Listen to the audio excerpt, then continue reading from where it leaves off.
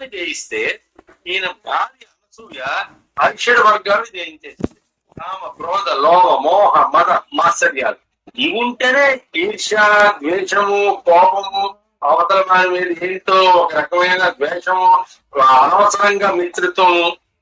మిత్రుడు కాకపోయినా అదే కౌగులించేసుకుంటారు. అప్పుడు నువ్వు చాలా క్లోజ్ ఫ్రెండ్ రా, ఇప్పుడు నువ్వు కాకపోతే నేను బతకలేను రా, 10 రోజులు పోయిన తర్వాత కొట్టుకుంటారు.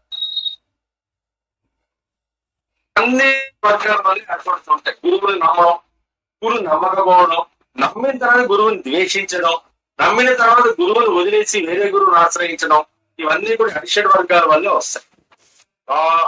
అదే ఎంత గురుడు ఒకసారి నమ్ముకున్న తర్వాత పూర్తిగా విశ్వసించాలి. గురుడు నాటకం ఆడుతాడు, ఆడుతూనే ఉంటాడు. గురువు నాటకం, గురువు ఎప్పటికీ కూడా అర్థం కాదు. భగవంతుడు అర్థం అవుతాడేమో తప్ప గురువు అర్థం కాదు. గురు స్వరూపం అదే. గుణాలకి రూపాలకి కూడా అతీతుడు ఎవరైతే ఉంటాడో వాడు గురువు అన్నమాట. అందుకే గురువు అనేవాడు చాలా మిమ్మల్ని పరీక్ష పెడుతూ ఉంటాడు. అక్కడ కనబడినట్టే కానీ ఒకసారి ఎంతో ప్రేమ కురిపిస్తారు, ఒక్కొక్కసారి చాలా కోపంగా మాట్లాడుతుంటారు. ఇవన్నీ కూడా నేను ఫేస్ చేశాను కాబట్టి నిజంగా చెప్తున్నాను. మీరు ఆధ్యాత్మిక సాధన చెయ్యాలి అంటే మాత్రం వీటన్నిటి ఆయన ప్రేమని చూడాలి, ఆయన కోపాన్ని చూడాలి, ఆయన పరీక్షల్ని చూడాలి. వీటన్నిటికీ మనం ప్రిపేర్ అయితేనే మనం ఆధ్యాత్మిక మార్గానికి వెళ్ళాలి. మేము ప్రిపేర్గా ఏమున్నప్పుడు హాయిగా చిన్న పూజలు, పునస్కారాలు, దానాలు, ధర్మాలు, అరటిపళ్ళు, ధూపదీప నైవేద్యాలు వీటితో కాలక్షేపం చేసి వచ్చు. కష్టమేం లేదు. పాపము వస్తుంది, పుణ్యము వస్తుంది. దాని వల్ల భరిస్తూ ఉండాలి. కర్మ చేస్తున్నప్పుడు మనకు తెలియదు దాని వల్ల మంచి ఎటువంటి ఫలితం వస్తుందో అన్నది మన చేతిలో ఉండదు. కర్మణ్యే వాధికారస్తే మా ఫలేచ్చు కదాచన. శ్రీకృష్ణుడు చెప్పేశాడు, కర్మ చేసే అధికారం నీకుంది తప్ప కర్మ ఫలాలు ఏ రకంగా వస్తాయి అన్న ఆలోచన మాత్రం నీకు అందదు. అది నీ చేతుల్లో లేదు. అది పెద్ద నెట్వర్క్ అన్నమాట. తెలుసు కదా నెట్వర్క్. ఈ కాలంలో అంతా కూడా బెస్ట్ నెట్వర్క్ ఏంటంటే ఈ కాలంలో దాన్ని బిగ్ డేటా అంటారు. బిగ్ డేటా అంటే మీకు తెలుసు కదా, బిగ్ డేటా మొత్తం data data data data data అంతా కలిపేసి బిగ్ డేటా. ఆ బిగ్ డేటావే ఇప్పుడు దాన్ని ఐఓటి అంటారు. మన టెక్నికల్ గా ఎవరైతే ఇంజనీర్లు ఉన్నారో IoT, internet of things. IoT internet of things, దాన్ని బిగ్ డేటా అంటారు. బిగ్ డేటా అంటే తెలుసు కదా. ఇప్పుడు అది ఒక రకంగా నేను ఇప్పుడు ఈ ఇంట్లో ఉన్నాను అన్న విషయం అనేది వాడికి తెలుస్తుంది. నేను బ్యాంకుకి వెళ్ళేసి 1000 రూపాయలు డ్రా చేశాను అది వాడికి తెలుస్తుంది. నేను ఈరోజు ఫ్లైట్ బుక్ చేసుకున్నాను వాడికి తెలుస్తుంది. ఈరోజు నేను ట్రైన్ బుక్ చేసుకున్నాను వాడికి తెలుస్తుంది. ఈ రోజు ఇంకో బ్యాంక్ అకౌంట్ ఓపెన్ చేశాను అది తెలుస్తుంది. నువ్వు ఎక్కడున్నావో కూడా తెలుస్తుంది, ఏం చేస్తున్నావో కూడా తెలుస్తుంది. ఈ మూమెంట్ మీకు వస్తూ ఉంటాయి చూడండి, మెసేజెస్, గూగుల్ మీట్, మీకు జీమెయిల్స్ వస్తూ ఉంటాయి. అందరికి అనుభవం ఉందో లేదో. మీరు సడన్ గా పలానా చోట మీరు ఉన్నారు, మీకు ఆ ప్లేస్ నచ్చిందా లేదా? మీ టైం లైన్కి వెళ్తే, గూగుల్ టైం లైన్కి వెళ్తే పలానా టైంలో మీరు ఆ పలానా రెస్టారెంట్ లో ఉన్నారు, పలానా సినిమా టికెట్లు బుక్ చేసుకున్నారు, అన్ని విషయం కూడా తెలుస్తుంది. దాన్ని big data is reserve, everything is recorded. మనిషే ఇంత సాధన చేసేసి ఎంత చేస్తుంటే మీరు ఎక్కడికి అమెరికాలో ఉన్నారు, దుబాయ్లో ఉన్నారు, ఎవ్రీథింగ్ ఇస్ నో. అది కొన్ని సీక్రెట్ చెప్పరు కానీ మన వేణుగోపాల్ గారికి ఆ విషయం బాగా తెలుస్తుంది. అందులో క్రైమ్ బ్రాంచ్ లో ఉన్నారు. నిజమా అబద్ధం వేణుగోపాల్ గారు? వాస్తవం గురు గారు, యథార్థం. ఎక్కడ ఉన్నావు, ఏం చేస్తున్నావు, ఎక్కడ డబ్బు డ్రా చేసావు, ఎక్కడ డబ్బు ట్రాన్స్ఫర్ చేస్తున్నావు, నీకు ఎన్ని ఆస్తులు ఉన్నాయి, ఇప్పుడు అంతా కూడా Aadhaar card link, pan card link, mobile phone link అన్నీ ఉంటాయి. అందుకోసం టెక్నికల్ సర్వేలెన్స్ అంటారు గురు. టెక్నికల్ సర్వేలెన్స్ అంటారు. టెక్నికల్ సర్వేలెన్స్ ఇది సీసీ క్రిమినల్ సర్వేలెన్స్ ఒకటి ఉంటే ఆ ప్లేస్ లోని ఇది టెక్నికల్ సర్వేలెన్స్ అనేది మొత్తం అంటారు. సో దీన్ని బిగ్ డేటా అని అంటారు. ఐటీలో బిగ్ డేటా, ఫుల్ డేటా. ఎప్పుడు విత్డ్రా చేసావు, ఎప్పుడు డిపాజిట్ చేసావు కూడా తెలుస్తుంది. అంటే అన్ని కూడా పట్టించుకోదు. ఎప్పుడైతే అవసరం ఉందో అవుతుంది. అనవసరంగా పెద్ద మొత్తాల్లో ఒక మనిషికి ట్రాన్స్ఫర్ అవ్వడం, విదేశాల నుంచి పెద్ద మొత్తాల్లో డబ్బులు రావడం, ప్లస్ వాళ్ళ కాన్వర్సేషన్స్, వాళ్ళ వాట్సాప్ మెసేజెస్, సిమ్ తీసి పాడేసిన, కొత్త సిమ్ వేసుకున్నా ఏం చేసినా సరే ఇన్ఫర్మేషన్ అనేది గ్యాదర్ చేయగలం. దానికి NIC అంటారు, నేషనల్ ఇన్ఫర్మేటిక్స్. NIC అంటే ప్రతి స్టేట్ లో కూడా ఉంటుంది, నేషనల్ ఇన్ఫర్మేటిక్స్ సెంటర్. సో ప్రతిది ప్రైమ్ మినిస్టర్ వచ్చాడు, చీఫ్ మినిస్టర్ వచ్చాడు, చీఫ్ మినిస్టర్ ఇస్తున్నాడు, ఎక్కడి దాకా వెళ్ళాడు, ఏం చేశాడు, వ్యవసాయం ఎంత, బ్యాంకులు ఇదంత, రుణాలంతా ఏమిటి, అన్ని ఇన్ఫర్మేషన్ కూడా NIC దగ్గర ఉంటుంది. అలాగే ప్రతి స్టేట్ NIC ఉంటుంది, NIC అంతా రిపోర్ట్ కూడా సెంట్రల్ దగ్గర ఉంటుంది. అది ప్రతి కంట్రీకి ఉంటుంది. దట్ ఈస్ రిక్వైర్డ్ ఆల్సో, ఉండాలి కూడా. అలా ఉంటేనే, అంత పద్ధతిగా ఉంటే క్రైమ్ రేట్ అనేది తగ్గుతుంది. ఇండియాలో ఇంకా డెవలప్ అవ్వాలి, క్రైమ్ రేట్ ఇంకా తగ్గాలి. అదే కానీ అమెరికాలో కూడా క్రైమ్స్ జరుగుతున్నాయి, అది అంతా పిచ్చి క్రైమ్స్. సడన్ గా తుపాకి తీసుకెళ్తారు, కాల్ చేయడం, అదొక రకమైన పిచ్చి అనమాట. అక్కడ మహాభంగాలు గట్ట ఉండవు. మనకి దిశ కేసులు, అయేషా కేసులు ఉన్నట్టు అమెరికా మహాభంగం పెద్ద పట్టించుకోరు వాళ్ళు. కమాన్ అంటారు, అవతల పారిపోవాలి తప్ప ఈ అమ్మాయి భయపడదు.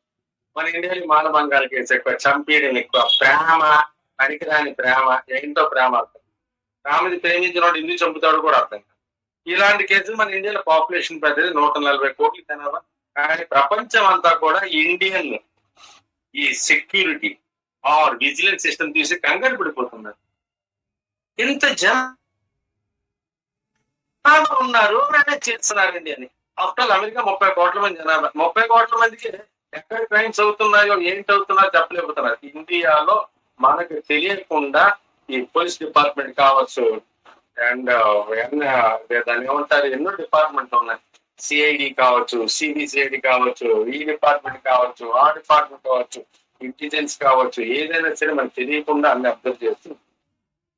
కానీ జరగకుండా అవుతున్నా లేదు. ఎవరో బాంబు వచ్చేసి పెద్ద బిజీ ఉంటారు, గోకుల్ చాట్ లాంటిది, ఇక్కడ సాయిరాం పార్లర్, లేదా హైదరాబాద్ లో అలాంటి చోట ఏముంది, సరదాగా వస్తారు, ఇక్కడ తెస్తారు, బ్యాగ్ లో బాంబు పెడతారు, అక్కడ బాంబు వదిలేస్తారు, మెల్లిగా వెళ్ళిపోతారు, బయటికి వెళ్ళి రిమోట్ నొప్పుతారు, ఎగిరిపోతారు. 15 మంది 20 మంది ఎగిరిపోతారు, అదో సంతోషం. 30-40 మంది. కానీ జరగట్లేదు. ఎప్పుడో కానీ జరగట్లేదంటే ఎంత నిఘా ఉంది, ఎంత అబ్జర్వేషన్ ఉంది. అవును, మన ప్రతి బీసీ సెంటరే, మన ప్రతి విజయవాడలో హనుమాన్ జంక్షన్ లో టీ కోర్టు ఉంటుంది అనమాట. ఫుల్ బిజీ, ఎప్పుడు చూసినా 60 మంది ఉంటారు. అలాగే ఇక్కడ మా ఇంటి పక్కన ఇక్కడ SKML అంటారు, బజ్జీలు సమోసాలు అమ్ముతారు. మా ఇంటి పక్కనే బాలాజీరావు గారికి అందరూ తెలుసు. మినిమం అక్కడ ఎప్పుడు చూసినా సరే 150 మంది. సాయిరాం పార్లర్ మినిమం ఎప్పుడు చూసినా 400 మంది ఉంటారు. అదే హైదరాబాద్ లో 2 ప్లేసెస్ ఉన్నాయి. కానీ నిఘా తెలియకుండా ఎంతో మంది, కొన్ని వేల మంది పనిచేస్తారు. అందుకే ప్రపంచం అంతా ఇండియా మీద చూస్తున్నారు. ఇంత థిక్లీ పాపులేటెడ్, ఇంత జనము, సినిమా వస్తే జనం, కొత్తగా షాప్ ఓపెన్ చేస్తే జనం, షాపింగ్ మాల్ పెడితే జనం, ఏదో 100 రూపాయలు డిస్కౌంట్ అంటే జనం, ఆషాఢ మాసం అంటే జనం, పెళ్లి అంటే జనం, పెద్ద మనిషి అంటే జనం. రోడ్లు బ్లాక్ చేసి, వైజాగ్ లో పెద్ద ఫ్లెక్స్ వచ్చిన తర్వాత మా అమ్మాయి పెద్ద మనిషి అయింది, ఊరంతా చాటింపు అనమాట. రోడ్డు బ్లాక్ చేసేసి, అయితే అన్ని అలాంటప్పుడు ఏమన్నా అటువంటి ప్లేస్ లో ఎవరైనా ఏమైనా చేయొచ్చు, కానీ ఎందుకు జాగ్రత్త. సో ఇంత తెలివైన దేశం మనది. పనిచేసే సిన్సియర్ ఆఫీసర్లు కొన్ని వేల మంది ఉన్నారు ఇండియా మొత్తం మీద, సిన్సియర్ గా పనిచేసేవారు. ఎందుకు లేదండి, వాళ్ళందరికీ కూడా మన జవహర్ నమస్కారం పెట్టాలి.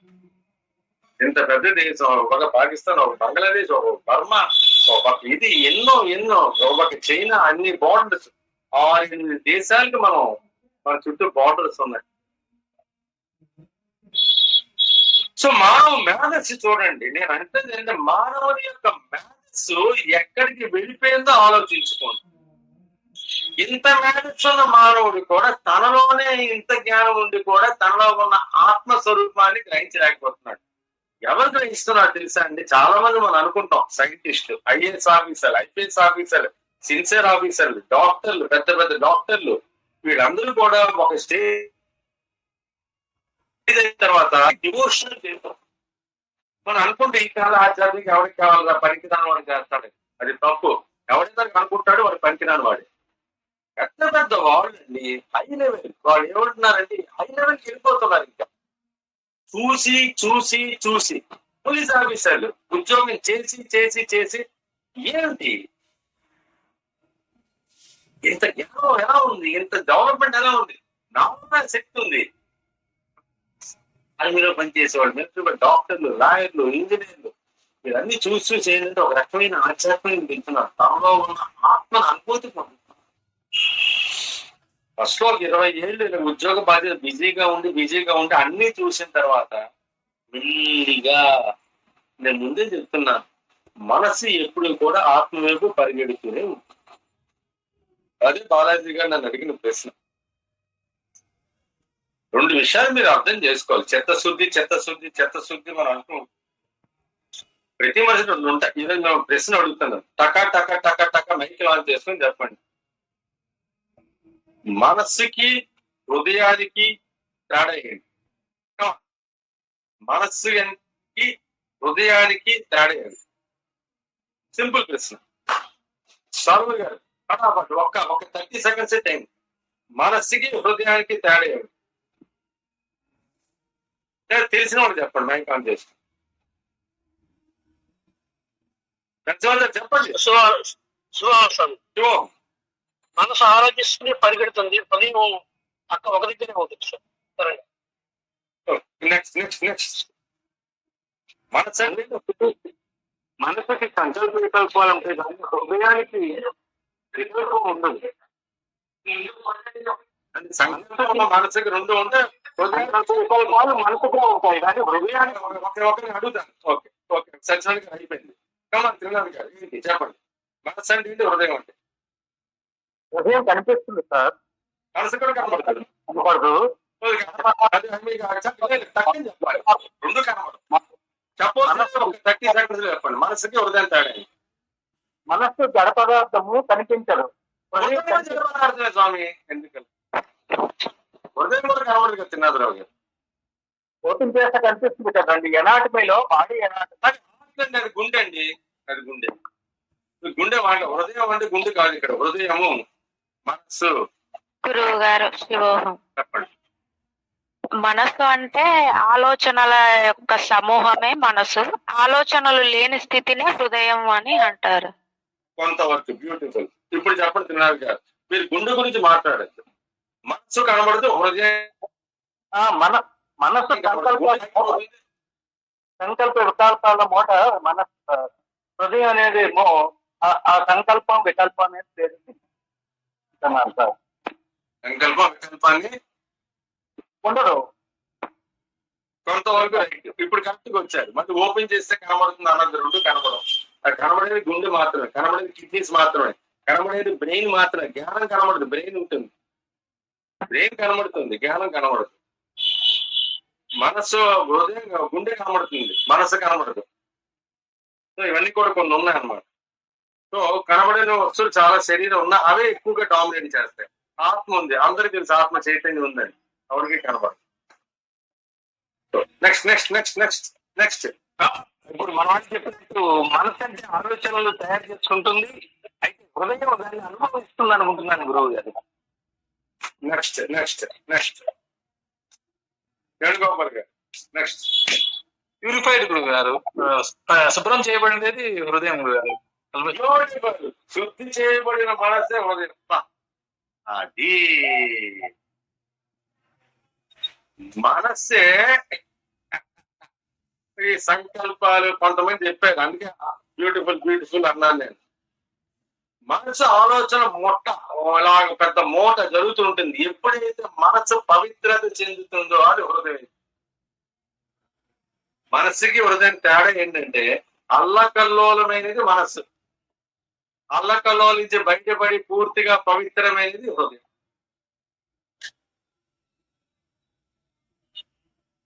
చెప్పండి, డౌట్స్ అడగండి. డౌట్ నుండి ఇప్పుడే అడగండి, క్లారిఫై అవ్వాలి, లేకపోతే సాధన జరగదు. సత్యనారాయణ గారు మీ డౌట్, త్రినాథ్ గారు మీ డౌట్?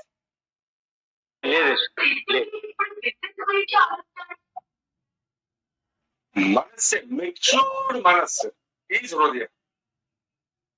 అందుకోసం హృదయపూర్వకమైన నమస్కారం.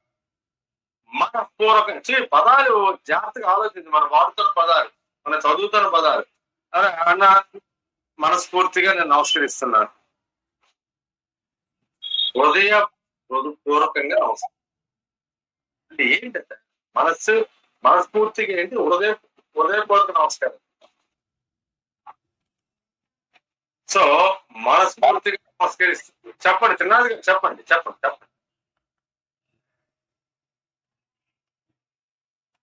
త్రినాథ్ గారు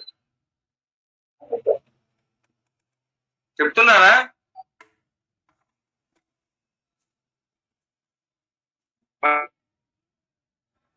మైక్ ఆన్ చేసింది. తర్వాత ఏంటంటే మనస్ఫూర్తిగా హృదయపూర్వకంగా అది మనస్సే మెచ్చు అయితే హృదయం. త్రినాథ్ గారు ప్లీజ్ మైక్ ఒక ఆఫ్ చేసుకోండి. నా వాయిస్ నాకే అనుకుంటున్నాను.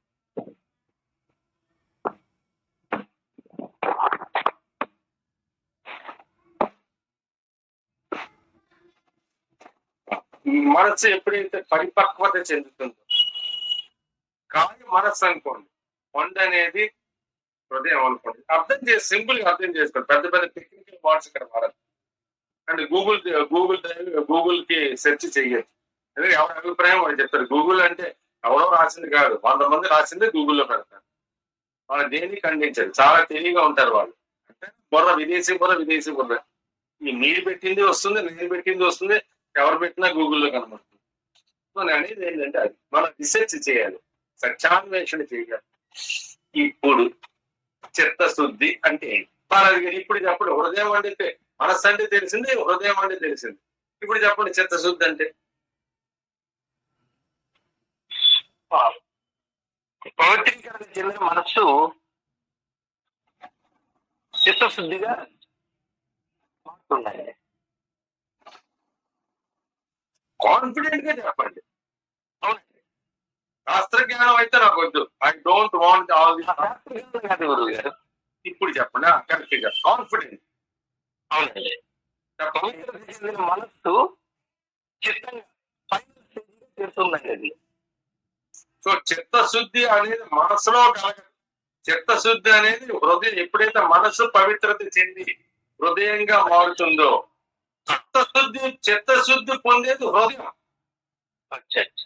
లేకపోతే మనోశుద్ధి అనొచ్చు కదా. అవునవును. ఇప్పుడు మనశుద్ధి అనకుండా చిత్తశుద్ధి ఎందుకన్నారు?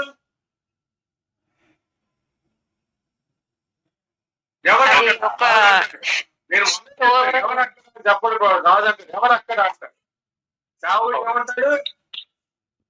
చిత్తం. ఎందుకు చిత్తాన్ని పదం వాడుతున్నాడు? సో ఆత్మ ఎప్పుడైతే పిలుస్తుందో చిత్తం రెడీగా ఉంటుంది. యజమాని ఎప్పుడైతే పిలుస్తున్నాడో చిత్తం రెడీగా ఉండాలి. మనస్సు ఎప్పుడు రెడీగా ఉండదండి. మనస్సు అనేది మనతో ఆడుకుంటూనే ఉంటుంది. ఇలా కాదు, ఫుట్బాల్ ఆడేస్తుంది, రగ్బీ ఆడేస్తుంది. ఫుట్బాల్ కన్నా టఫ్ గేమ్ రగ్బీ అంటే. హ్యాండ్ బాల్ అంటారు అమెరికా. వాడు ఫుట్బాల్ ఆడరు, హ్యాండ్ బాల్ ఆడతారు. చాలా ఆడుకుంటుంది, చాలా కష్టమైన గేమ్, తిప్పేస్తుంది. ఇలా కాదు, మన రగ్బీ అంటారు. ఇవన్నీ ఆధ్యాత్మిక, ఇవన్నీ కూడా జ్ఞానం ఉండాలి. లేకపోతే ఆధ్యాత్మిక అర్థం కాదు. అంటున్నారు. చెప్పండి ఏంటి?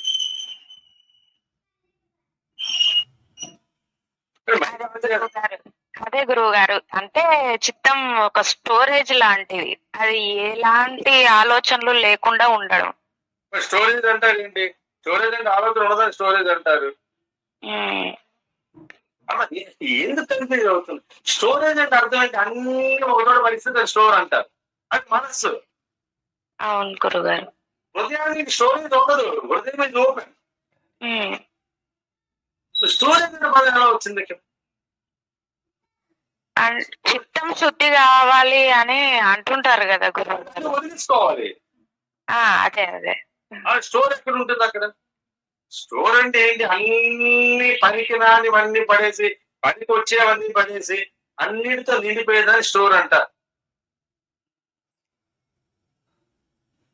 హృదయం వచ్చేసరికి వీటన్నిటికీ అతీతంగా ఉంది.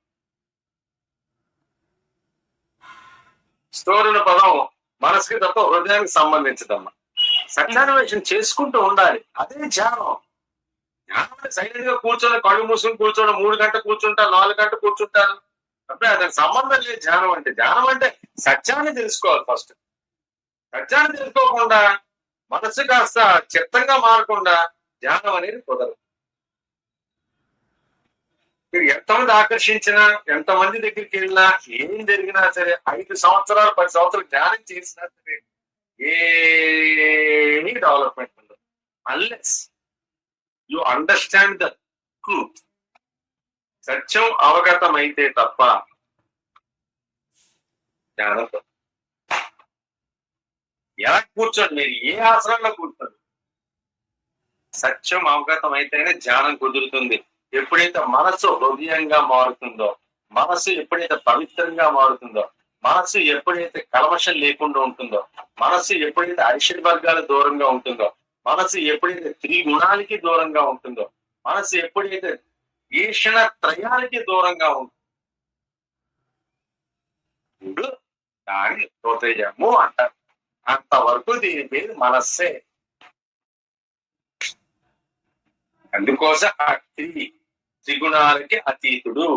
ఆయన భార్య అనసూయ, అసూయ లేనిది. అసూయ లేకుండా ఎప్పుడు వస్తుంది? అరిషడ్ వర్గాలు జయిస్తేనే అసూయ లేకుండా ఉన్న స్టేజ్కి వెళ్తారు. ఈయన గుణాలు జయించాడు. కంపల్సరీగా రజో గుణాన్ని కంపల్సరీగా జయించాలి, సత్వగుణాన్ని కూడా జయించాలి. సత్వగుణంలో మనం ఉంటాం, సత్వగుణం మంచిదే కాదని అనట్లేదు. దానము, ధర్మలు, మనిషి మీద భక్తి, జాలి, దయ అన్ని కూడా సత్వగుణ లక్షణాలు. కానీ ఆధ్యాత్మికంలో ఈ సత్వగుణానికి కూడా అతీతం అయిపోవాలి.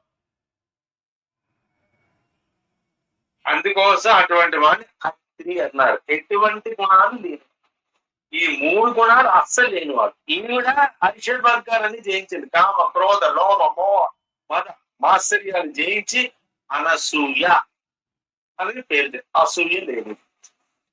వీళ్ళిద్దరికి పుట్టినవాడు సాక్షాత్ బ్రహ్మ విష్ణు మహేశ్వర స్వరూపం. అక్కడ స్టోరీ కింద పురాణానికి ఇది బ్యాక్గ్రౌండ్. సో ఎవరు పతివ్రత అంటే వీళ్ళు ముగ్గురు నవ్వుకొని, వీళ్ళిద్దరు ముగ్గురు గొడవ పడుతుంటే లక్ష్మీ పార్వతి సరస్వతి స్టోరీ కోసం ఇంట్రెస్ట్ ఉంది. స్టోరీ అంటే అందరికి ఇంట్రెస్టే కదా, దాని వెనక అంతరార్థం కూడా తెలుసుకుంది. సో అయితే మీకన్నా మహాపతివ్రత ఒక ఆవిడ ఉంది. ఆవిడ పేరు అనసూయ. అత్రి మహాముని భార్య. పలానా చోట ఉంటారు, అత్రి ఆశ్రమంలో ఉంటారు. వీళ్ళు ముగ్గురికి అసూయ వస్తుంది. నిజంగా వెంటనే అసూయ వస్తుంది. ఆవిడ అనసూయ, వెంటనే వీళ్ళ ముగ్గురు కూడా అసూయ వస్తుంది. పురాణమే. లక్ష్మీదేవికి అసూయ ఎందుకు ఉంటుంది? సరస్వతికి అసూయ ఉండదు, పార్వతీదేవికి అస్సలు అయి ఉండదు.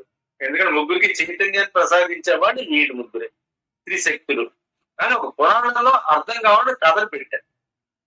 సో వీళ్ళు ముగ్గురు ఏంటి పరీక్షిద్దామని చెప్పి పరీక్షిద్దాం. మొగుడు చెప్తారు, నేను పరీక్ష పెట్టడం కాదు, నేను పెట్టాలి, మీ చేత పరీక్ష మేము చేయిస్తాం.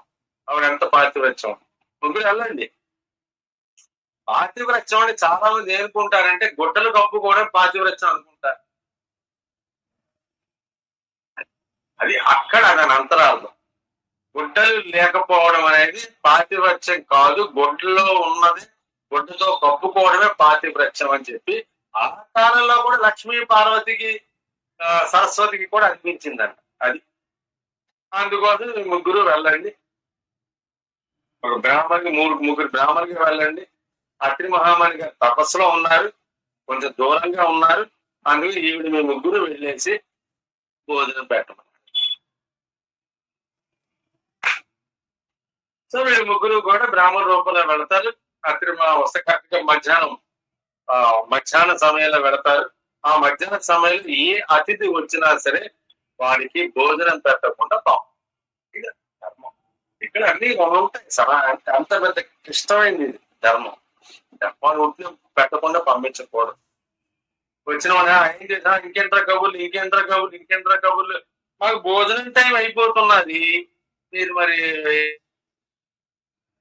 ఏంటి ఇక ముందు మనకు ఆలోచించకుండా కాఫీ కొనుక్కోండి, భోజనం చేయండి అన్నాను. ఎంతమంది అంటున్నాం మనం. రెండో ప్లేస్ నడకూడదు, టైం అయింది. అదే సాధారణంగా అన్ని బాగున్నప్పుడు ఆ టైంలో వెళ్ళకూడదు. మధ్యాహ్నం 12 నుంచి 2 గంటల వరకు కూడా, లేకపోతే 1 గంట, ఈ కాలంలో 1 గంట నుంచి 2, 2:30 దాకా వెళ్ళకూడదు. వెళ్ళామంటే మాత్రం వాడు భోజనం చేయి, కాకపోతే ఈ అతిథికి వస్తుంది.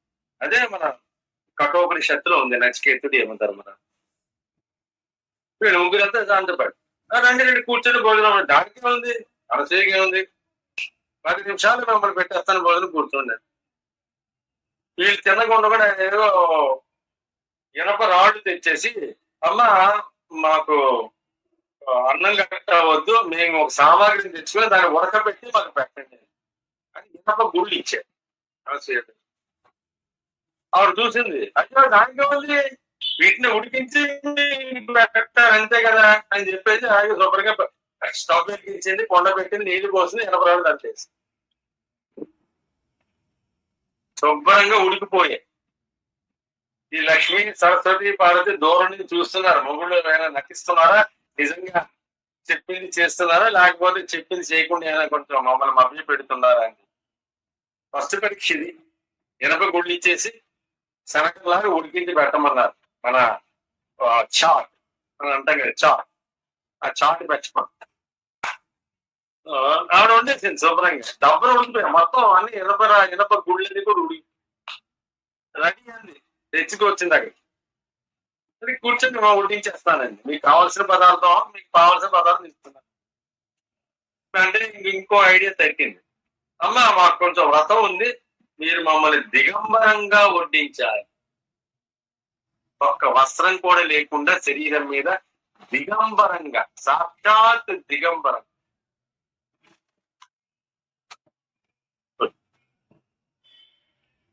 ఇప్పుడు అనసూయ కొంచెం ఆలోచించడం మొదలు పెట్టింది. మిగతా లక్ష్మి సరస్వతి పార్వతి సరదా పడ్డారు. అమ్మ మా మొగుళ్ళు గొప్పగా ఇచ్చారే, ఏదో సుప్రీంకోర్టులోని ఆ జట్మలానికి కపిల్ సిబాల్కి జరిగిన వాదనలాగా అమ్మ గొప్పకి ఇచ్చారులే మా వాళ్ళు. ఆవిడ ఒక్క నిమిషం ఆలోచించి భర్తే దేవుడు కానీ పాతివ్రత్యం.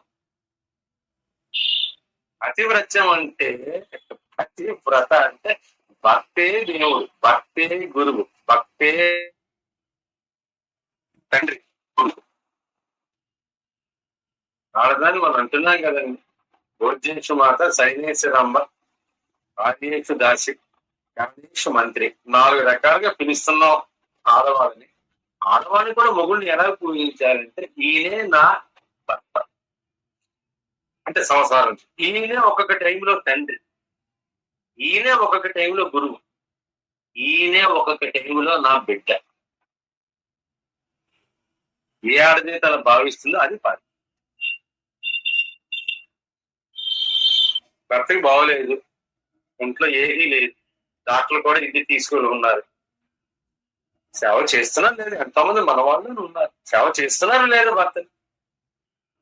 ఒకప్పుడు భార్య అటువంటి పరిస్థితికి వచ్చింది, చెయ్యాలక్కర్లేదు భర్తకి, చెప్పండి మిత్రులారా, చెయ్యాలక్కర్లేదు, చెయ్యాలి.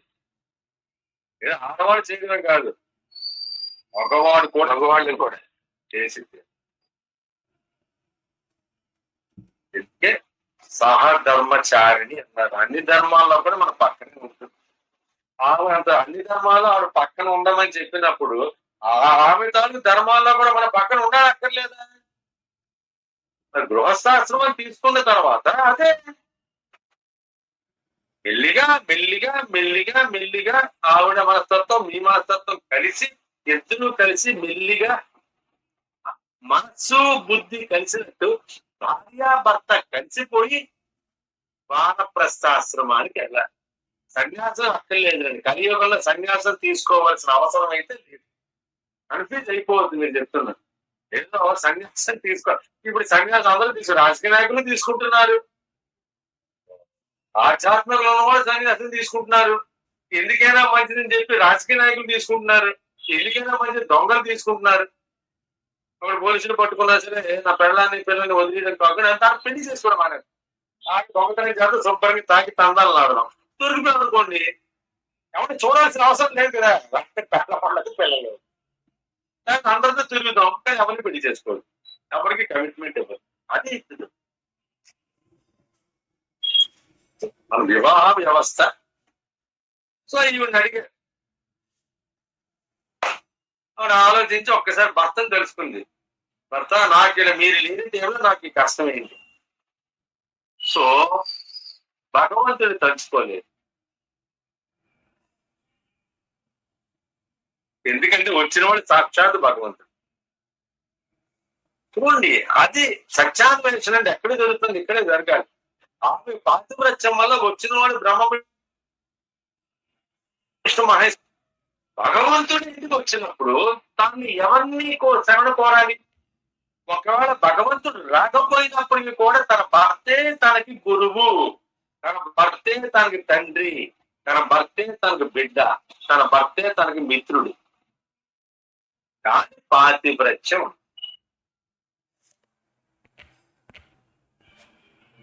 నేను తిన్న ఐడియా వచ్చేసింది. ఆయన ఎక్కడో ఉన్నాడు, ఇక్కడ బుర్రలో స్పార్క్ వచ్చేస్తుంది. అంటారు కదా, ఇప్పుడు గురువు గారు నేను నమ్ముకున్నా, నా గురువు గారు నేను నమ్ముకున్నాను, నాకేదో కష్టం వచ్చింది, లేదా ఏదో ప్లాన్ వచ్చింది, ఏదో చేద్దాం అనుకున్నాను. అది ఏదైనా కావచ్చు, పుస్తకాలు ప్రింటింగ్ కావచ్చు, లేకపోతే మన యాత్ర కావచ్చు, గురు సందర్శన యాత్ర కావచ్చు, లేకపోతే సద్గురు ధామం నిర్మాణం కావచ్చు, లేకపోతే అందరికి కూడా ఒక్కసారి అందరికి కూడా ఏదో కానుకిద్దాం, ఒక ఆరుబడుచు కానుక కింద అందరికి మైడినందరికి కూడా ఏదో కానుకిద్దాం. ఆ సంకల్పం వచ్చింది అంటే జరిగి తీరేంత వరకు కూడా గురుదేవుడు ఊరుకోడు. నా గురువు అస్సలు ఊరుకోడు. ఏదో గురువుని పూజించాం, బాబాజీ గారిని పూజించాం, శివోహం గురువు గారు నచ్చకెళ్ళాను కదా శివోహం వచ్చారమ్మా. లేదు గురువు గారు, ఇందాక వచ్చాను. మీరు ఇప్పుడు చెప్పిన దానికి సందర్భం ఒకటి, ఇప్పుడు నాకు కలిగిన అనుభవం చెప్దామని మాట్లాడుతున్నాను. బ్యూటిఫుల్, ఎక్సలెంట్, అదే కావాలి. గురు చరిత్ర పారాయణ జరుగుతుంది గురువు గారు. నేను గురు చరిత్ర పారాయణ చేస్తున్నాను. ఇందాక కూడా కొన్ని అధ్యాయాలు చదివాను. చదువుతున్నప్పుడు నేను మిమ్మల్ని తలుచుకొని ఇక్కడ ఒక చిన్న డౌట్ ఉంది, అది గురువు గారు చెప్తే బాగుండు అనుకుంటున్నాను గురువు గారు. ఇవాళ అనుకోకుండా ఆ చరిత్ర మీరే చెప్తున్నారు, నేను అస్సలు అడగలేదు మిమ్మల్ని. అంటే గురువు శిష్యుని అనుబంధం ఎలా ఉంటది అంటే అలాగే ఉంటది గురువు గారు. నిజంగా గురువు గారు, ఇప్పుడు నేను అది ఇప్పుడు అత్తయ్య గారితో కూడా అదే చెప్తున్నా. ఇందాక అది చదువుతూ ఉన్నాను, గురువు గారు నాకు ఆ సందేహం తీరిస్తే బాగుంది అనుకున్నాను, అనుకోకుండా మీరు గురు చరిత్ర చెప్తున్నారు. ఎప్పుడు ఓపెన్ చేయగానే విష్ణు సహస్రనామ శ్లోకం చదవమ్మా చర్చ కళ్యాణి గారిని చెప్పి నమ్మకం ఉంటే గురువు ఏమైనా చేస్తారు, ఏమైనా చేస్తారు. మీరు అగాధంలో కూరుకుపోయిన, మృత్యువులో బాధపడుతున్న, కోపంలో కూలిపోయిన, పట్టుకొని చేయబడుతున్నాం అని నమ్మకం కావాలి. కొత్తగా గురువులు ఏదో ఆకారంలోని ఇలా ఉంటాడు, అలా ఉంటాడు, ఇలా, అదంతా కూడా మన ఊహ తప్ప. గురువు మీలాగే ఉంటాడు స్వామి, మీలాగే ఉంటాడు. ఆయనకి కళ్ళు ఉంటాయి, చేతులు ఉంటాయి, ముక్కు ఉంటాయి. ఆయన బట్టలు వేసుకుంటాడు, ఆయన చెప్పులు వేసుకుంటాడు, ఏమి తేడా లేదు. ఇది కొత్తగా ఊహిస్తాం అనుకుంటే మనం బొమ్మలు కనబడతాయి ఇవన్నీ కూడా. బొమ్మలు ఆయన గోచిగొట్టు కట్టుకున్నట్టు బ్రాహ్మణ్స్ కట్టుకున్నారు, కానీ సాధారణ గురువు అనేది గోచిగొట్టు, కానీ ఒక మహాముని అనగానే ఒక కాషాయకు ఉంటారు. మనం కల్పించు. ఫస్ట్ గురువు దగ్గర నేర్చుకున్నది అదే. ఫస్ట్ నీ ఆడంబరాన్ని వదిలిపెట్టి నువ్వు ఎలా ఉంటావు అలా ఉండు. నిన్ను నచ్చిన వాడి దగ్గరకు వస్తాడు, లేకపోతే నిన్ను నమ్మిన వాడినే నువ్వు వెళ్ళాలి. నీకు నచ్చిన వాడు నీ దగ్గరికి వస్తాడు, నిన్ను నమ్మిన వాడి దగ్గర నువ్వు వెళ్ళాలి. చెప్పండి డైలాగు. నీకు నచ్చిన వాడు నీ దగ్గరికి వస్తాడు, నీవు నమ్మిన వాడి దగ్గరికి నువ్వు వెళ్ళాలి. చెప్పండి, మైక్ ఆన్ చేసి నీకు నచ్చిన వాడు నీ దగ్గరికి వస్తాడు, నచ్చిన వాడి దగ్గర మనం వెళ్ళక్కర్లా. మీరు మళ్ళీ ఎక్కడికి వెళ్ళిపోతున్నారు తిన్నారు గారు వెంటలే. మీకు నమ్మకం కలిగిన నచ్చిన వారు మీ దగ్గరకు వస్తారు, మీరు నమ్మిన వాళ్ళ దగ్గరకు మీరు వెళ్ళాలి. నన్ను నమ్మిన వాళ్ళ దగ్గర నేను కొంచెం కన్ఫ్యూజ్ అయ్యాను. మీరు ఏకవచనం ప్రయోగించుకోవద్దు అంటున్నారు.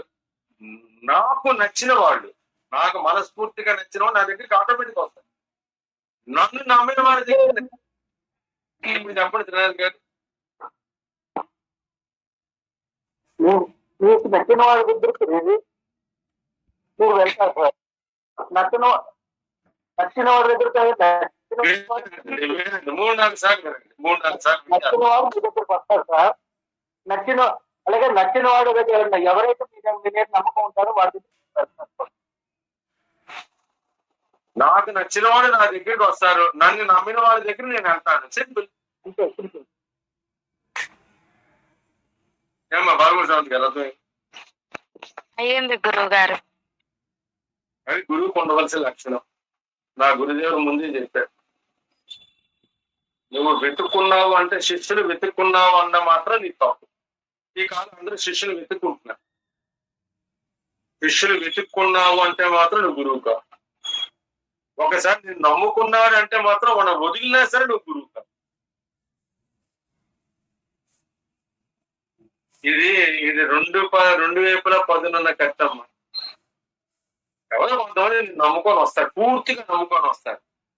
వాళ్ళని నువ్వు తీసుకురా, దరి చేసుకో, దగ్గర తీసుకో. అదే నేను ఎప్పటి నుంచో నమ్ముకున్న వాళ్ళు ఉన్నారు. అప్పుడు చూడకూడదు, నువ్వు వాళ్ళ దగ్గర. ఇప్పుడు అదే జరిగింది. అత్రి మహర్షి ఎక్కడికి రాలేదు, ఏం రాలేదు, ఒక స్పార్క్ ఇచ్చాడు. ఎందుకంటే సాక్షాత్ భర్తే కాదు, గురువు, మిత్రుడు, బిడ్డ, ఆ రకంగా భావించాలి. అసలు ఒక్కసారి భర్తను తలుచుకుంది, బ్రహ్మ విష్ణు మహేశ్వరు అందరూ కూడా చిన్న పిల్లలుగా మారిపోయారు. ముగ్గురు బిడ్డలుగా మారిపోయారు.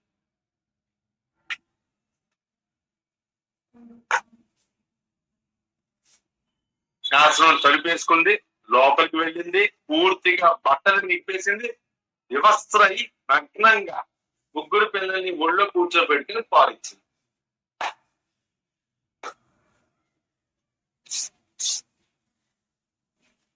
శనగలు రెడీగా ఉన్నాయి, ఉడికిపోయిన మినపగుళ్ళు రెడీగా ఉన్నాయి. తినే శక్తి కూడా బ్రహ్మ విష్ణు మహేశ్వరులకి లేదు, ఎందుకంటే పిల్లలుగా మారిపోయారు. ఇప్పుడు ఆ ఎనపగుళ్ళు వండిన ఎనపగుళ్ళు తినే శక్తి ఉంటుందా వీళ్ళకి? ముగ్గురిని కూడా ఒళ్ళో కూర్చోబెట్టుకుని పాలు ఇచ్చింది.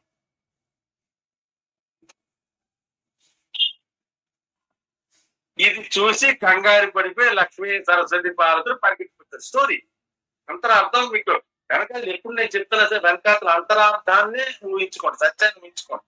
అదే కానీ మనం భర్తలందరూ పిల్లగా మారిపోయారు. ఇప్పుడు అలా పాలిస్తూ కూర్చుంది.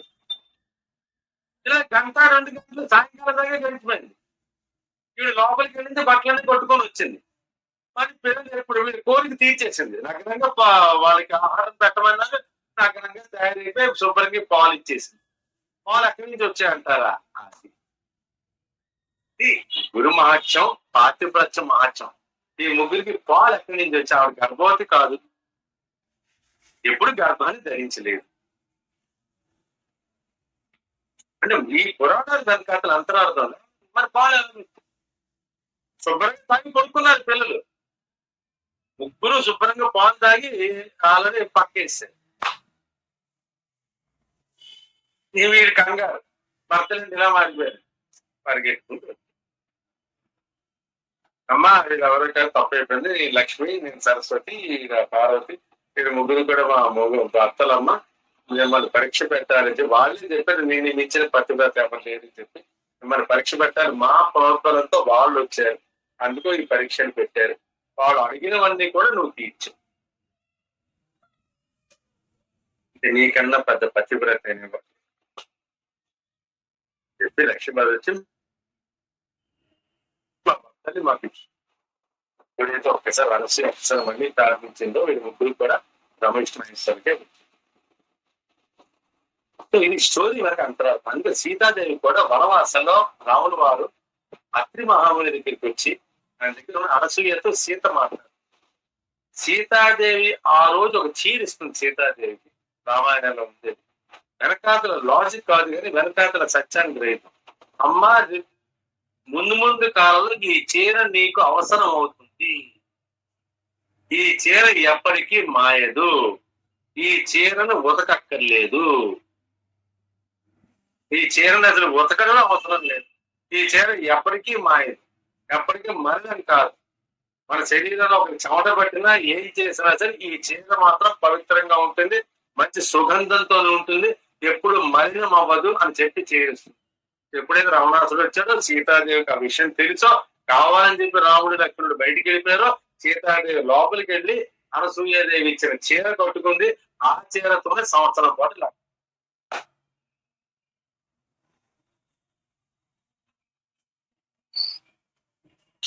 ఇది యాక్చువల్.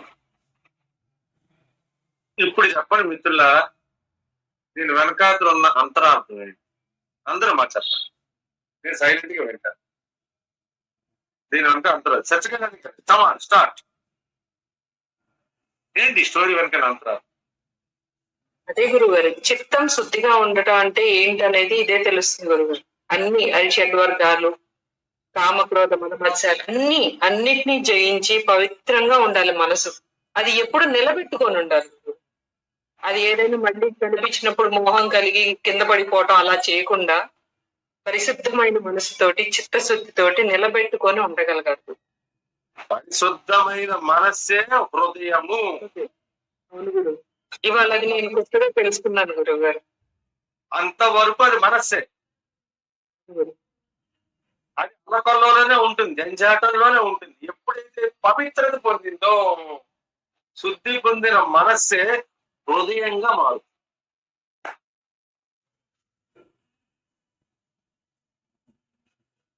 ఒక ఆయనకి పూర్తిగా హృదయం ఉంది, మనస్సు హృదయంగా మారిపోయింది. ఈవిడికి మనస్సు హృదయంగా మారిపోయింది. ఇద్దరు కూడా మహాపవిత్రమైన వాళ్ళు. అప్పుడు కోరిక ఏంటి? కోరుకోమ్మా అని చెప్పి త్రిమూర్తులు అడుగుతారు. అమ్మా ఎలాగా మాకు పాలిచ్చావు, అందుకోసం మేము మిమ్మల్ని మా ముగ్గురిని మీకు దత్తత అయిపోతుంది. ఎప్పటి నుంచో మీకు కోరిక కోరుకున్నారు కాబట్టి త్రిమూర్తులు మాకు బిడ్డ, త్రిమూర్తి కావాలన్నారు. కాదు, త్రిమూర్తులే కలిసి ఒక బిడ్డగా పుడతారు అని ఒక స్టోరీ. రెండో స్టోరీ వచ్చేసి ఈశ్వర అవసరం దుర్వాసుడు, బ్రహ్మ అవసరం చంద్రుడు, విష్ణుమూర్తి అవసరం దత్తాత్రేయుడు పుట్టారు. అదొక స్టోరీ. కానీ యాక్చువల్గా ఏంటంటే 3 తరకాయలతో ఈయన ఉన్నారు కాబట్టి త్రిమూర్తులు తనంతట తాను అమ్మ బాధించాయి కాబట్టి ఈ రోజు మమ్మల్ని మేము మీకు దత్తత చేసుకుంటాం. అందుకే దత్త ఆత్రేయుడు. ఎవరికి దత్తత అయ్యాడు? అత్రి మహాముని అనసూయ దంపతులకి త్రిమూర్తులు ముగ్గురు తమంతట తామే దత్తపుత్రులుగా పుట్టడం పుట్టడం కాదు, అంతే అవతారం. గురువు ఎప్పుడు పుట్టాడు, ఎక్కడ పుట్టాడు, గురువు ముందు పేరు ఏంటి, ఇవన్నీ ఆలోచిస్తే మాత్రం ఇంకా కన్ఫ్యూజన్ ఉన్నట్టే. చాలా మంది చెప్తాను బాబాజీ గారు అసలు పేరు నాగరాజు, తమిళనాడులో ఒక తంగళ్ళ పాడు ఏదో ఉందంటే అక్కడ పుట్టారంట.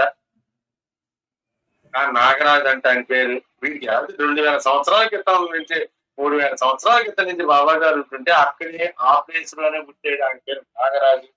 ఎవరు చెప్పారు? నంబూద్రి కుటుంబంలో పుట్టాడు, కేరళ కుటుంబంలో పుట్టాడు. అప్పుడు కేరళ ఉంది. ఆలోచిస్తే నవ్వుతూ ఉంటాం ఈ విషయాలన్నీ కూడా. కానీ ప్రజలు దీనికి అట్రాక్ట్ అవుతారు. సో అంతరార్థం ఏంటంటే అది గురువుగా ముగ్గురు కలిసి ఒక అవతారంగా తనని తాను దత్తత ఇచ్చుకొని అత్రి మహాముని అనసూయలకి వాళ్ళ మధ్యన ఎటువంటి సంపర్కం లేకపోయినా సరే జీవితంలో వాళ్ళు ఎప్పుడు సంసారం చెయ్యలేదు. శారదాదేవి రామకృష్ణ పరమహంసలాగా అంటారు. మీకు అదే నమ్మచ్చా అని అంటారు. అందుకోసం రామకృష్ణ శారదాదేవి తీసుకోండి. ఎవరు ఎంత సంసారం చేయకుండా ఎందుకుంటారు గురువు గారు? గొప్ప చెప్పేది రామకృష్ణ శారదాదేవి తీసుకోండి. సంసారం చేయలేదు. వివేకానందుని ఇంకొక ఆయన దత్తత తీసుకున్నారు. వాళ్ళందరూ వాళ్ళు దత్తత. శిష్యులే తనంతర తాను తండ్రిగా తల్లిగా భావించి వాళ్ళ యొక్క కార్యక్రమాలన్నీ కూడా చేశారు. 2 నుండి వాళ్ళు కూడా అక్కడే. ఇన్ని దేశాలు తిరిగినా ఎంత తిరిగినా సరే మళ్ళీ చుట్టూ తిరిగి బేలూరు మఠంలోనే వివేకానంద స్వామి తన దేహాన్ని త్యాగం చేశారు. గురువు గారు తన మాతృమూర్తి ఎక్కడైతే త్యాగం చేశారో, శరీరం త్యాగం చేశారో అక్కడే వివేకానందం కూడా త్యాగం చేశారు. ఇన్ని దేశాలు తిరిగినా, ఇన్ని ఇక్కడ తిరిగినా మొత్తానికి లాస్ట్ లో వచ్చేసి ఆ 39 ఏళ్ల వయసు వాడు మంచి కుర్రవాడుగా ఉంటున్నప్పుడు దేశం అమెరికాలో పోలేదు, ఆస్ట్రేలియాలో పోలేదు, బర్మాలో పోలేదు, మలేషియాలో పోలేదు, ఇండోనేషియాలో పోలేదు. గురువు గారు మాతృమూర్తి ఎక్కడైతే దేహం చాలించారో అక్కడే.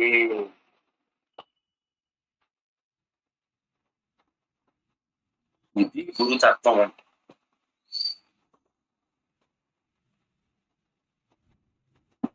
ఆ విశ్వాసం మీకుందా? ఏమైనా చేస్తాడు. ఆ విశ్వాసం మీకు లేదా?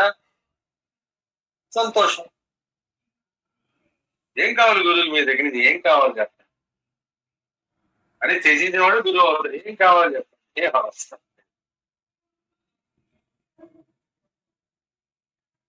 మిత్రులారా, కమాన్ డిబేట్స్ ఈ రోజు డిస్కషన్ ఈ రోజు జరిగిన దాని మీద ఒక్కసారి మాట్లాడు. నేను సైలెంట్ అవుతాను, కెమెరా ఆఫ్ చేస్తాను, అందరూ మాట్లాడు. డిస్కషన్ లో జరగదు, నేను వినాలి. Come on start. ఎవరు మొదలెడతారో మొదలెడతారు. శుభోహం గురువు గారు. అదే గురువు గారు, మనం ఆధ్యాత్మికతలో మనం ప్రయాణం చేసేటప్పుడు ఫస్ట్ శుద్ధి చేసుకోవాల్సింది మనసును. మనసు శుద్ధి అయితే అది హృదయంగా వ్యక్తం అవుతుంది. ఆ హృదయమే చిత్తశుద్ధిగా వ్యక్తం అవుతుంది. అయితే మనం ఇక్కడ గురువు శిష్యుల బంధం గురించి ఇందాక మీరు చెప్పినట్లు గురువు ఎన్నో పరీక్షలకు గురి చేస్తాడు. అయినా ఆత్మవిశ్వాసంతో గురువు మీద దృఢమైన విశ్వాసంతో శిష్యుడు ఉండాలి గురువు గారు. అదే అలా ఉంటేనే ఆ గురు శిష్యుల అది ఆత్మబంధం అని అర్థమవుతుంది గురువు గారు.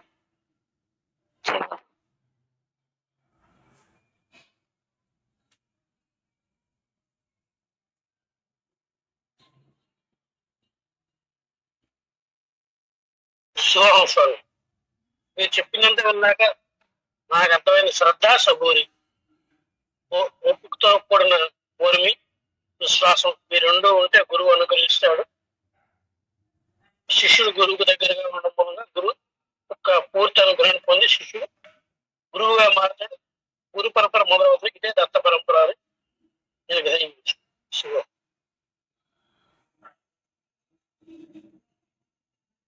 శుద్ధి చేయబడిన మనస్సే హృదయము అనేది నిర్మాణమైనది. ఎన్ని పుస్తకాలు చదివినా, ఎక్కడ సబ్జెక్ట్ ఇంతవరకు అసలు వినలేదు. ఈ రోజు అద్భుతమైనటువంటి విషయాన్ని మాకు చెప్పారు. ఈ మనస్సు ఒక్కొక్క శుద్ధి జరుగుతూ ముందుకు వెళ్ళాల్సిన అవసరం ప్రతి శిష్యుడికి ఉంది. ఎప్పుడైతే ఈ శుద్ధి చేయబడినటువంటి మనస్సు హృదయంగా మారుతుందో అతను భగవంతుడి దగ్గరగా, గురువు దగ్గరగా ఉండటం జరుగుతుంది. శివోహం అంటే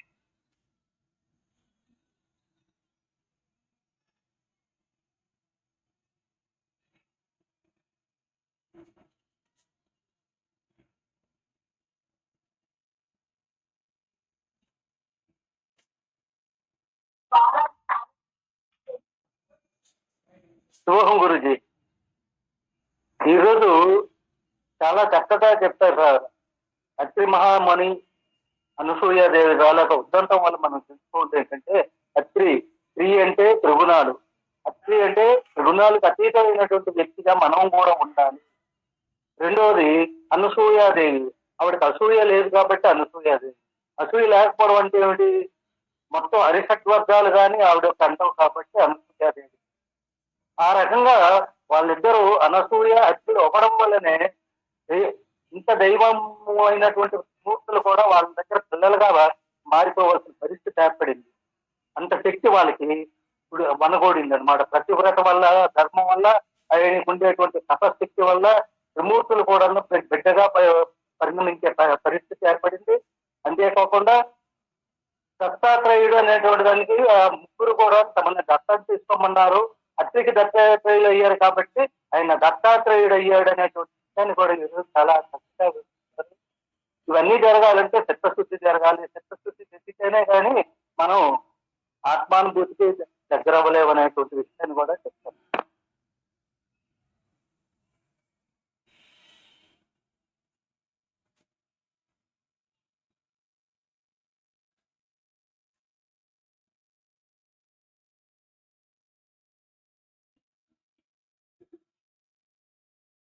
శివోహం గురుగారు, ఈరోజు గురుతత్వం గురించి వచ్చింది గురుగారు.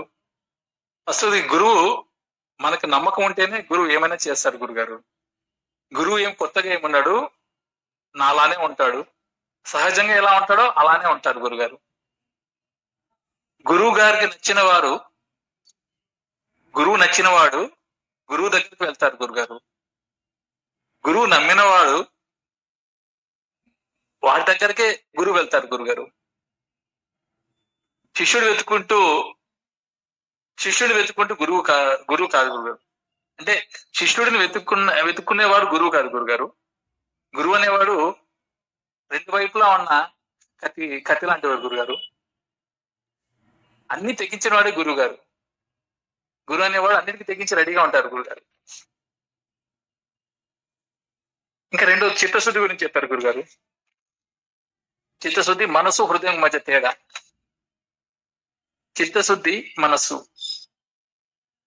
చిత్తశుద్ధి అన్నది హృదయంలోనే కలుగుతుంది గురుగారు. హృదయమే చిత్తశుద్ధి కలుగునట్లు గురుగారు. అంటే మనస్సే మెచ్యూర్డ్ అయితే హృదయం అవుతుంది గురుగారు. అంటే పరిపక్వత చెందితేనే హృదయం అవుతుంది గురుగారు. ఎలా అంటే కాయ మనసు లాంటిది, పండైతే హృదయం లాంటిది గురుగారు. అదే అంత మెచ్యూర్డ్ మనస్తే హృదయం అవుతుంది గురుగారు. ఈ రెండు మధ్య చిన్న ఇది అది చిత్తశుద్ధి. అంటే ఈ పవిత్రం చేసిన మనసే హృదయం అవుతుంది. చిత్తశుద్ధి అన్నది మనసులో కలుగుతుంది గారు, హృదయంలో కలుగుతుంది గురుగారు. ఖచ్చితంగా చిత్తశుద్ధి కలిగేది హృదయంలోనే. మనసు అనేది ఈ జంజాటంలోనే ఉంటుంది గురుగారు.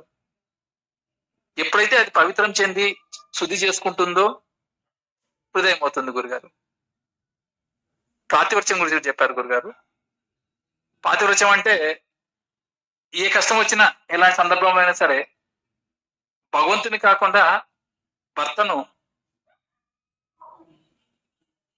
భర్తనే తలుచుకోవాలి గురుగారు, శరణం కోరుకోవాలి గురుగారు. అలాంటి వాళ్ళే పతివ్రత అంటారు. భర్తనే దేవుడిగా, గురువుగా, ఒక సందర్భంలో తండ్రిగా, ఒక సందర్భంలో భర్తగా, ఇంకో సందర్భంలో బిడ్డగా, అలాంటి భావనే పాతివ్రత్యం అని చెప్పారు గురుగారు. అలాంటి వాళ్ళే మనకు ఈ అత్రి అనసూయ గారి గురించి మనం చెప్పాం గురుగారు. వీళ్ళు అత్రి మహర్షి సత్యగుణాన్ని కూడా జయించి గుణాతీతంగా ఉన్నాడు కాబట్టి అత్రి మహర్షి అన్నాడు. ఎటువంటి గుణాలు లేని స్థితి గురుగారు. అరిషడ్ వర్గాలను జయించి అనసూయ మాత అసూయను కూడా జయించింది గురుగారు. ఇలాంటి ఈ కఠోపనిషత్తులో ఉన్న ఈ అతిథి ధర్మం గురించి, వానప్రస్థానం గురించి, గృహస్థులు ఎలా ఉండాలి, భార్యాభర్తలు కూడా వాళ్ళ ధర్మం ఎలా ఉండాలి, మనస్తత్వం, వాళ్ళిద్దరు మనస్తత్వము హృదయం బుద్ధి కలిసే వానప్రస్థానానికి పోవాలి. సాధారణ చారణ అంటే భార్య ఒక్కరే కాదు, భర్త కూడా ఆమెని ఆ ధర్మం ఉండే పాటించుకోవాలి. ఆమెకి ఏదైతే మనం ఇవ్వాలో కఠోపనిషత్తులో చెప్పినట్టు అన్ని ధర్మాలు మనం భర్త కూడా పాటించాలి. శివోహం గురుగారు.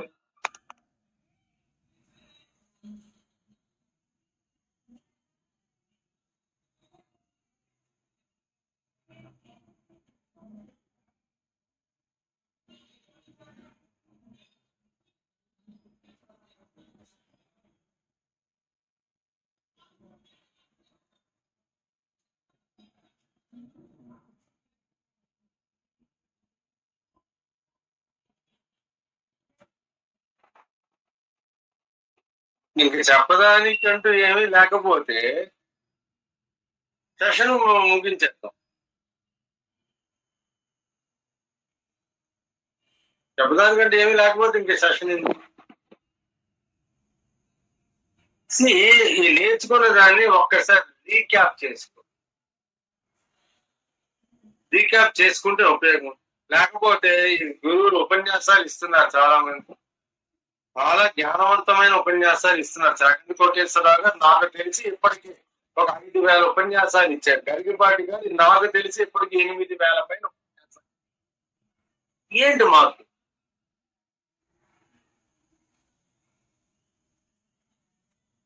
వేల మంది వింటున్నారు, ఇన్ని ఛానల్స్ లో ప్రచారం చేస్తున్నారు, చాలా జ్ఞానవంతమైన ప్రవచనాలు చెప్తున్నారు. ఏది నాకంటే గౌరవం, నాకంటే రెస్పెక్ట్, ఇద్దరంటే విపరీతం రెస్పెక్ట్, ప్రతి వాళ్ళు రెస్పెక్ట్, కానీ పాటించట్లేదు కదా. వినడం, ఇంటికి వెళ్ళడం,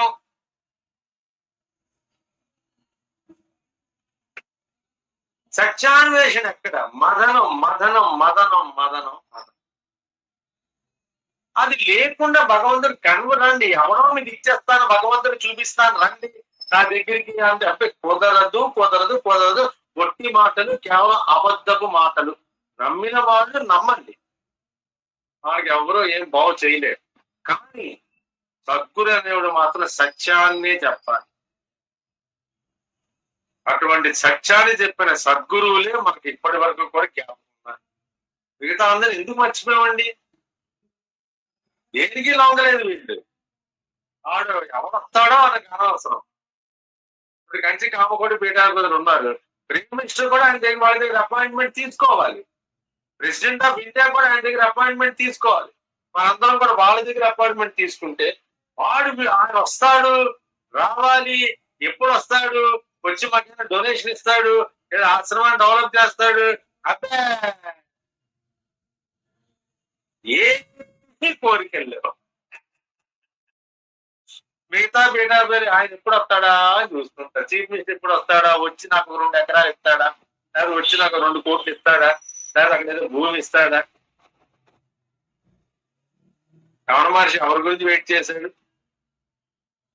రామకృష్ణ పరమహంస ఎవరి గురించి వెయిట్ చేశాడు? ఆ రాణి ఆవిడ వచ్చేసి భక్తి అయితే ఆవిడ కట్టించితే బేలూరు మఠం, మీకు తెలిసిన విషయం అది.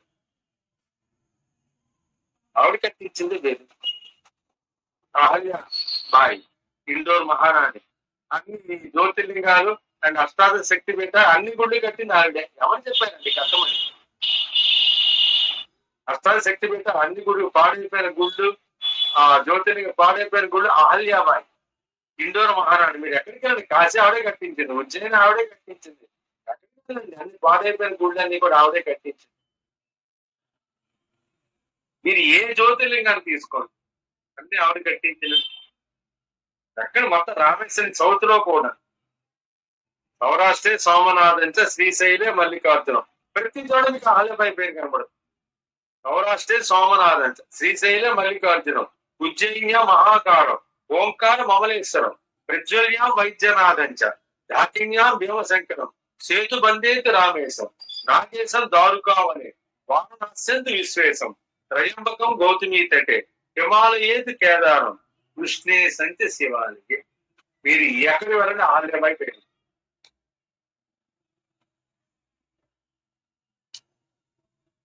అంటే ఆ ఇన్స్టింక్ట్ వాళ్ళకి ఎలా వచ్చింది, ఎక్కడి నుంచి వచ్చింది? ఏదో మనం వెళ్తున్నాం, ఏంటది తుల్జా భవానీ, తుల్జాపూర్, అక్కడ ఉన్న అమ్మవారి పేరు తుల్జా భవానీ అంటారు. భవానీ అమ్మవారు తుల్జాలో ఉన్నారు కాబట్టి తుల్జా భవానీ అంటారు. అలంపురం జోగులాంబలాగా తుల్జా భవానీ. శివాజీ గారు ఆరాధ్య దేవత, శివాజీ గారు ఖడ్గం ఇచ్చింది. ఎప్పుడే ముస్లిం దండెత్తి చేస్తారు, అమ్మ నా వల్ల కాలేదు, నేను ఒంటరివాడిని అయిపోయాను, వాళ్ళు విపరీతంగా వచ్చేస్తున్నారు. అంటే మన హిందూ అంటే మన ఈ భారతదేశం అప్పుడున్న రాజులందరూ కూడా వాళ్ళతో చేతులు కలిపేశారు. ఒక టైంలో ఎవరైతే నాకు సపోర్ట్ చేద్దామని ముందుకు వచ్చారో, ఈ రోజు వాళ్ళ ధాటికి తట్టుకోలేక వాళ్ళ చేతులు కలిపేశారు. ఈ రోజు నేను అశక్తుని అయిపోయిన తల్లి, కానీ నేను ఉన్నంత వరకు కూడా పోరాడుతూనే ఉన్నాను. సైన్యమా సగం అయిపోయింది, ఎవరు సపోర్టు మానేశారు. వీళ్ళ దండయాత్రకు వస్తున్నారు, వచ్చిన వాళ్ళు మానభంగాలు చేస్తున్నారు. ఏం చేయమంది తల్లి? అటువంటి టైంలో కోరుకుంటాడు మనం చూడబోయే భవానీ అమ్మవారు. 3.5 అడుగుల మరకత దగ్గర ఒకే ఏకశిల మరకత శిల్పంతో నిర్మించిన అమ్మవారు. అందంగా ఉంటారని చెప్పను నేను, కానీ భవాని చూస్తారు కదా అమ్మవారిని, ఆ పవర్ చూడు. ఇదంతా ఎంత అనుభూతి పొందాలి. ఎప్పుడు అనుభూతి వస్తుంది అంటే బయట మీరు నేర్చుకున్న జ్ఞానాన్ని, బయట మీరు పొందిన విజ్ఞానాన్ని, మీరు అనుభవిస్తున్న విజ్ఞానాన్ని, వీటన్నిటిని కూడా ఒక కల్పిసుకొని ప్రజ్ఞాన ఘనస్థితి అన్నింటినీ కూడా కల్పిసుకొని మొదటి కింద చేసుకొని దాని అనుభూతి పొందాలి. దాన్ని ఆత్మానుభూతి అంటారు. దాని గురించి మార్గాన్ని వెతుకుంటున్నారు తప్ప అసలు విషయాన్ని మర్చిపోతున్నారు. భక్తి చేసినా వస్తుంది, జ్ఞానంతో వస్తుంది, ధ్యానంతో వస్తుంది, కర్మతో వస్తుంది, అన్నిటితోనే సిద్ధిస్తుంది. కాబట్టి మనం దేని అంటు పెట్టుకోవడం మనకంత ఫ్యాషన్ కదా. కర్మ అంటే కర్మ, నిష్కామ కర్మకి వెళ్ళాం. భక్తి అంటే భక్తి, అనన్య భక్తికి వెళ్ళాం. జ్ఞానం అంటే జ్ఞానం, విజ్ఞానానికి ప్రజ్ఞాన జ్ఞానానికి వెళ్ళాం. ధ్యానము కళ్ళు మూసుకోవడమే, అంతేకాని ధ్యానము ధ్యాత ధ్యేయము ఒకటైపోవాలన్న ఆలోచన మనకు ఉండదు. ఏదో కూర్చున్నా మొత్తానికి ట్రాక్ చేసాం.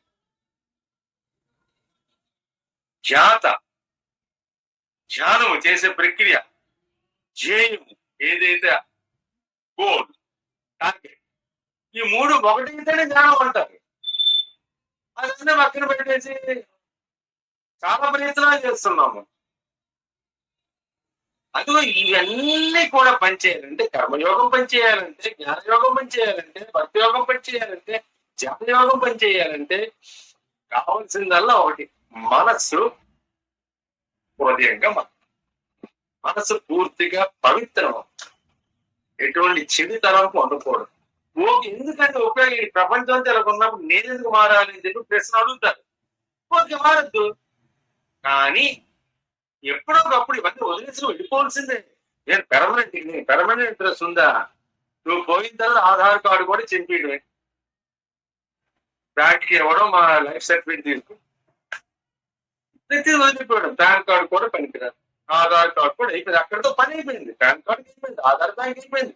నీ అకౌంట్లు అందరూ కూడా నీకు తెలియకుండా నీ కొడుకులు క్లోజ్ చేసేస్తారు, నీ కూతురు క్లోజ్ చేసేస్తారు. బ్యాంక్ లాకర్లో నువ్వు పెట్టుకున్న బంగారాన్ని తీసుకుంటారు. వాళ్ళకి తెలియకుండా దాచిన డాక్యుమెంట్లు అంతా కూడా ఏదో రకంగా ఎవడో లాయర్ని కలిసి మొత్తానికి ఏదో లీగల్ హెల్స్ కింద వాళ్ళు డిక్లేర్ చేసుకుంటారు. పొరపాటున మీరు బిల్లు రాయిపోయినా వాళ్ళకి ఎలాగే చేసుకోవాలో, దాన్ని ఏ రకంగా వాళ్ళు స్వాధీనం చేసుకోవాలో అన్నీ తెలుసు. అబ్బాయి నా పిల్లల అమాయకులండి పాపం అని మనం అనుకుంటాం తప్ప ఉన్నప్పుడు ఎందుకు చేయలేకపోతున్నారు స్వామి? ఇంకా చచ్చిన తర్వాత ఏం చేయడానికి లేనప్పుడు ఆ చేసేదేదో ఉన్నప్పుడే చేయొచ్చు కదా. అబ్బాయి మన చొప్పు అలాంటప్పుడు హృదయం ఎక్కడి నుంచి వస్తుందండి? ఆ హృదయం లేదంటే భక్తి పండదు, ఆ హృదయం లేదంటే జ్ఞానం పండదు, ఆ హృదయం లేదంటే ధ్యానం పండదు, ఆ హృదయం లేకపోతే కర్మ కాస్త నిష్కామ కర్మగా మారుతుంది.